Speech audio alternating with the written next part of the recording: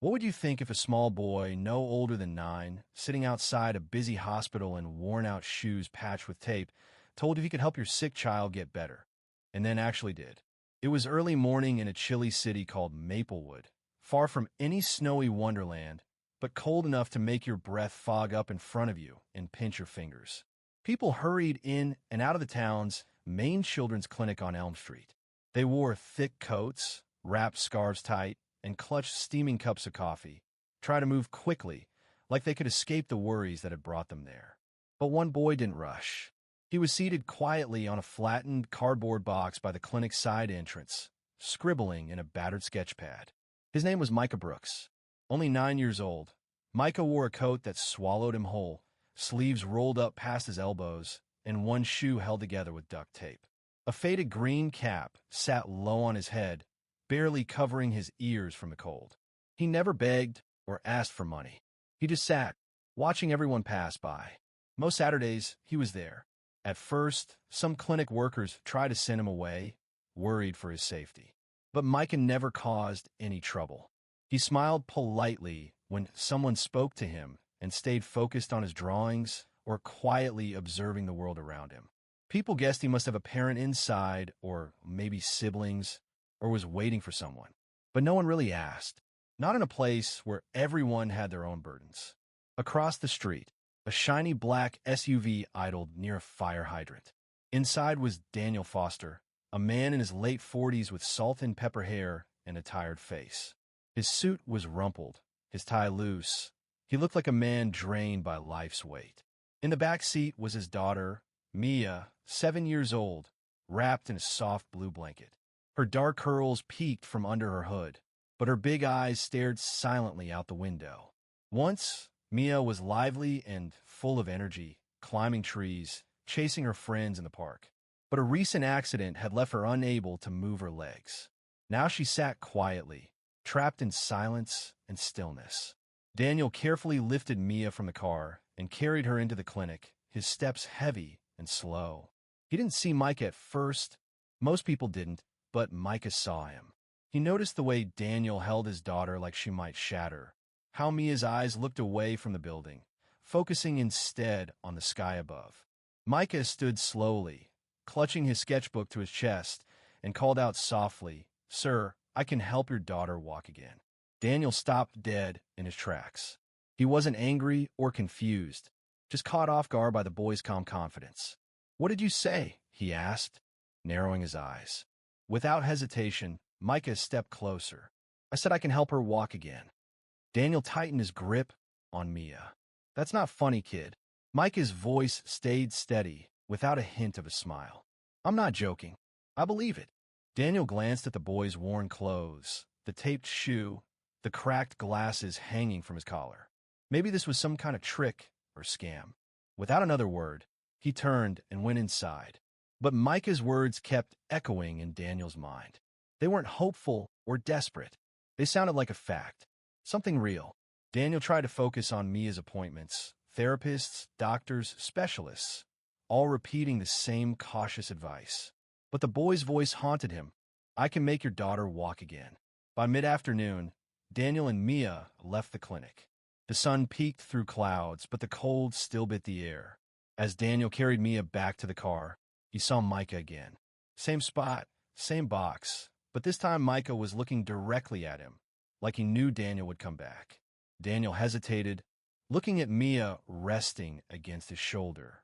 "You again," he muttered, walking over. "Why would you say something like that? Do you think this is a game?"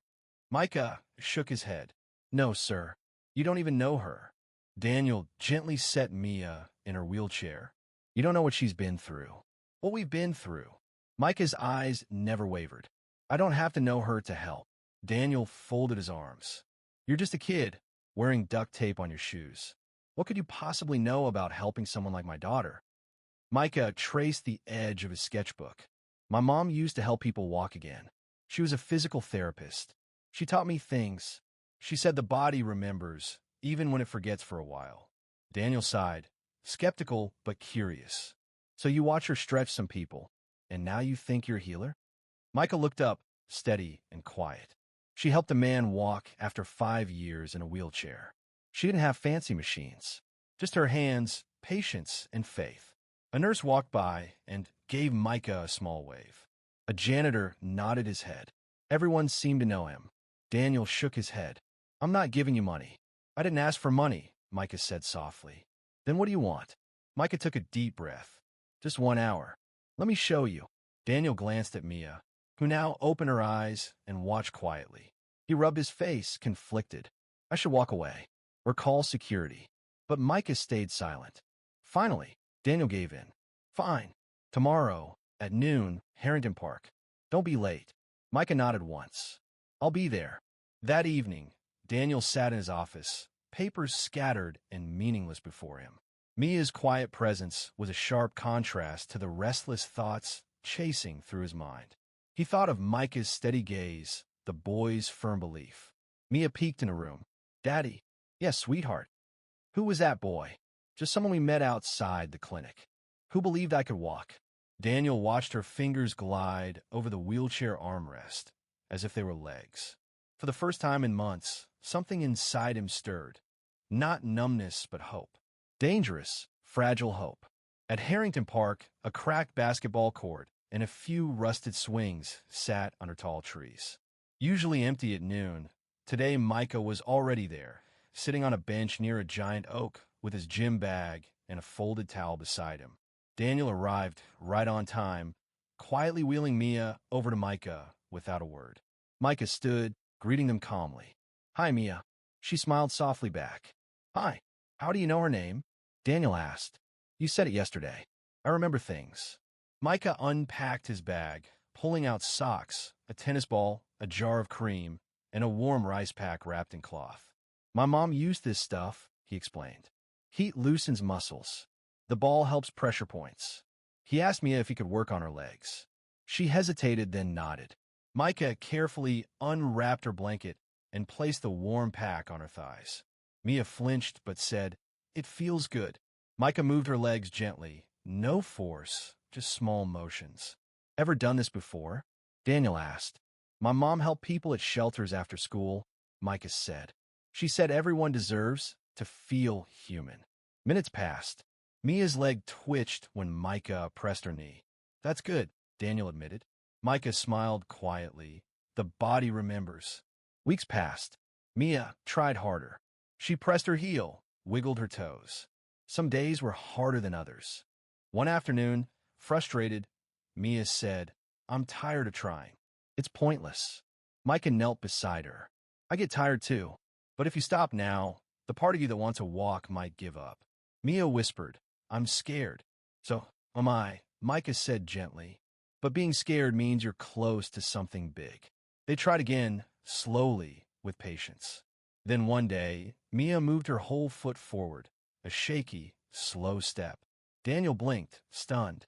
You did that. Mia smiled wide. I did. Daniel was speechless. Hope was no longer just a word.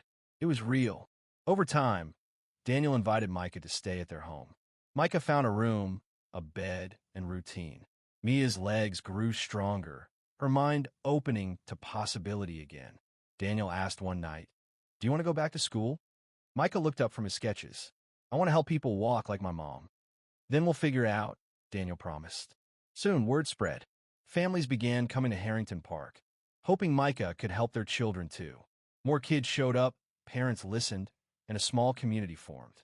A reporter came, writing about the boy with taped shoes who helped heal children in the park. Offers of help and support poured in. Micah never changed. Same coat, same quiet way. He helped Mia first, and now he was helping many more. One bright Sunday, Mia stood up with their help. Her legs trembled but held her weight. She took shaky steps, then fell laughing into Daniel's arms. You did it, Daniel whispered. Mia looked at Micah. You said I would. Micah just smiled.